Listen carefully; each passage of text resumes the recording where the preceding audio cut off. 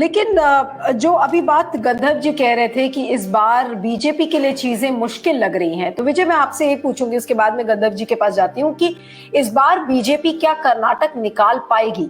क्योंकि येदियुरप्पा कितने सक्रिय हैं, येदियुरप्पा का क्या रोल होता था चुनाव में, उसको लेकर अभी बहुत सारे सवाल हैं। इवन दो उनको बहुत ज्यादा सपोर्ट अभी पिछले 2-3 महीनों में अमित शाह और प्रधानमंत्री नरेंद्र मोदी से मिला है, लेकिन फुल टाइम उनका जो एक डिसअपियरेंस दिखा है इलेक्टोरल सीन से, कैंपेन से, लोगों के बीच में इंटरैक्शन से, आपको लगता है कि उससे बीजेपी को वाकई में इस बार कुछ फर्क पड़ेगा? देखिए, जहां तक चैलेंजेस है बीजेपी के खिलाफ, जो एंटी इनकम्बेंसी की वेव है वो काफी ज्यादा है, और इसके चलते हुए ये एंटी इनकम्बेंसी जो है वो एमएलए लेवल तक कॉन्स्टिट्यूएंसीज में भी साफ तौर से दिख रही है कि जो विधायकों ने काम नहीं किया है और लोग उनको शायद दोबारा ना चुनना चाहें। तो इस तरह के संकेत लगातार कई सर्वेज में भी आ रहे हैं, और पार्टी के अंदरूनी चर्चाओं में भी इस बात को लेकर के डिस्कशंस किए जा रहे हैं। लेकिन रही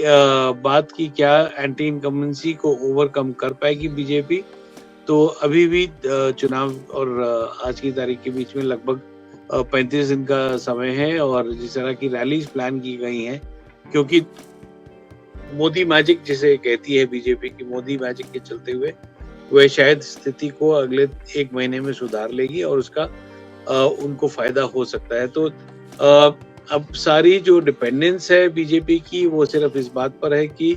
स्टेट गवर्नेंस के खिलाफ एंटी इनकम्बेंसी को सेंटर की अचीवमेंट्स के साथ ओवरकम किया जाए, और उसी के प्रयास यहाँ पर लगातार किए जा रहे हैं। परसों ही कुछ बीजेपी के नेताओं ने सेल्फी विद बेनिफिशियरीज वाला एक कैंपेन स्टार्ट किया है, क्योंकि बीजेपी ने पिछले 7 साल में एक जो बड़ा तबका डेवलप किया है वो है लाभार्थी शब्द से बोलते हैं कि बेनिफिशियरीज ऑफ गवर्नमेंट स्कीम्स, चाहे वो उज्ज्वला हो या अन्य स्कीम्स का हो या हेल्थ कार्ड्स का हो, तो उनको याद दिलाया जा रहा है इस सेल्फी कैंपेन के जरिए कि मोदी सरकार का फायदा उनको पहुंचा है, और उनको बीजेपी के लिए इसलिए वोट डालना चाहिए क्योंकि केंद्र में उनको इस बेनिफिट्स मिले हैं। तो ये एक स्ट्रैटेजी जो है पूरी तरह से बीजेपी उसको कैपिटलाइज करने की कोशिश कर रही है कि जो सेंटर की अचीवमेंट्स हैं उसको बार बार हाईलाइट किया जाए और उसके बेनिफिशियरीज को याद दिलाया जाए कि उनके साथ ये अच्छा किया गया और उनको इस चीज का फायदा पहुंचा। लेकिन गंधर्व जी, मैं वापस आऊंगी जो बात अभी विजय कह रहे थे कि अब प्राइम मिनिस्टर की ताबड़तोड़ रैली शुरू होंगी। बताया जा रहा है कुछ 20 रैलीज एक के बाद एक प्रधानमंत्री ने प्लान की है। इधर राहुल गांधी के भी दौरे हैं। एक पर्टिकुलर डेट में राहुल गांधी और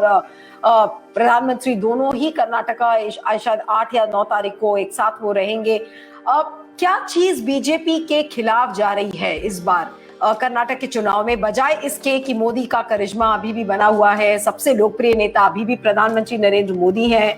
येदियुरप्पा का पता नहीं है कि उनको मुख्यमंत्री बनाया जाएगा या नहीं बनाया जाएगा, लेकिन आपको क्यों लग रहा है कि चीजें इस बार बीजेपी के खिलाफ जा रही हैं? कौन सा ऐसा फैक्टर है which is going against the BJP in Karnataka this time? गंधर्व जी। देखिए, अगेंस्ट अभी सर ने जो कहा है कि एंटी इनकम्बेंसी फैक्टर तो है ही है, साथ में येदियुरप्पा को जिस तरह से साइडलाइन किया गया, उसका असर कुछ तो होगा बोलने का डर बीजेपी खुद है, उनको है, और इसलिए कभी कभी उनको फिर मरहम लगाना, फिर बुलाना, कुछ रेस्पेक्ट दिए जैसा करना, फिर पीछे ढकलना, ये सारी चीजें चल रही। अब उसके पीछे उनकी मनीषा क्या है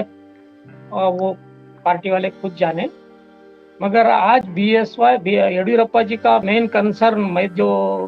देख पा रहा हूँ, पार्टी से ज्यादा फिलहाल उनके अपने बेटे को कैसे स्थापित करना, इसके पीछे भी उनका ध्यान ज्यादा लगा हुआ है कि उनके बेटे को कहाँ से टिकट देंगे। सिद्धरामैया के खिलाफ कंटेस्ट करवाने का भी एक चर्चा चल रही थी, जिसको खुद येदियुरप्पा ने सिरे से नकार दिया, ऐसा हो ही नहीं सकता, उन्होंने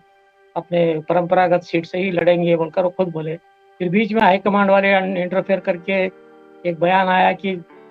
इनको कहाँ से लड़ाना है, इसकी घोषणा दूसरे कोई नहीं कर सकते, पार्टी करेगी बोलकर। उसके बावजूद भी एक कड़क संदेश येडियुरप्पा ने दिया है। बोलने का मतलब उधर कैंप में भी कोई चीजें सभी सामान्य नहीं है, कुछ अंदर बहुत सारा पक रहा है और जिसका शायद खामियाजा उस पार्टी को होगा। फिर अगेन वही बात आती है, सारी चीजें एक तरफ, फिर मोदी का मैजिक एक तरफ, तो वो उसका क्या होगा आने वाले दिनों में बोल नहीं सकते। फिलहाल तो ऐसा है।